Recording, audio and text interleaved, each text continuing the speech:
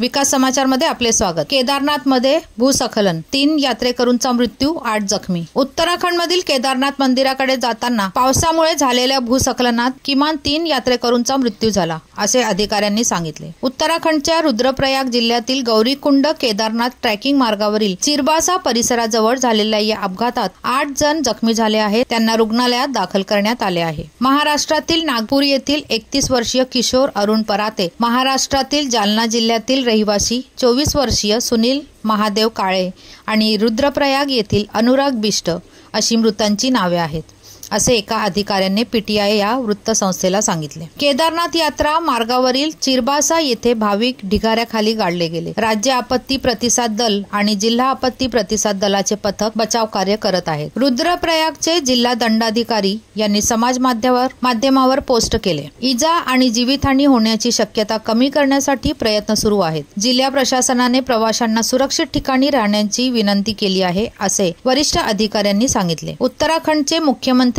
पुष्कर सिंग धामी यांनी अपघातात झालेल्या जीवितहानीबद्दल शोक व्यक्त केला आहे। अपघातस्थळी मदत आणि बचाव कार्य सुरू आहे। याबाबत मी सातत्याने अधिकाऱ्यांच्या संपर्कात आहे। अपघातात जखमी झालेल्यांना चांगले उपचार देण्याच्या सूचना देण्यात आल्या आहेत, असे त्यांनी समाज माध्यमावर लिहिले आहे। आदल्या दिवशी बिशनपूर जवळील गंगोत्री राष्ट्रीय महामार्गावर दरड कोसळल्याने बंद करण्यात आला होता। गेल्या काही आठवड्यापासून मुसळधार पावसामुळे झालेल्या भूस्खलनामुळे उत्तराखंडमधील काही प्रमुख महामार्ग ठप्प झाले आहेत। हवामान कार्यालयाने रविवार आणि सोमवारसाठी उत्तराखंडमध्ये रेड अलर्ट जारी केले आहे आणि राज्याच्या काही भागांमध्ये या कालावधीत अत्यंत मुसळधार पाऊस पडण्याची शक्यता आहे। चारधाम यात्रा केदारनाथ मंदिर हे यावर्षी 10 मे रोजी सुरू झालेल्या चारधाम यात्रेचा एक भाग आहे। चारधाम यात्रा ज्या दरम्यान भक्त गंगोत्री, केदारनाथ आणि बद्रीनाथ देखील कव्हर करतात। हिंदू धर्मात गहन आध्यात्मिक महत्व आहे आणि प्रवास सामान्यतः एप्रिल मे ते ऑक्टोबर-नोव्हेंबर दरम्यान होतो। धन्यवाद।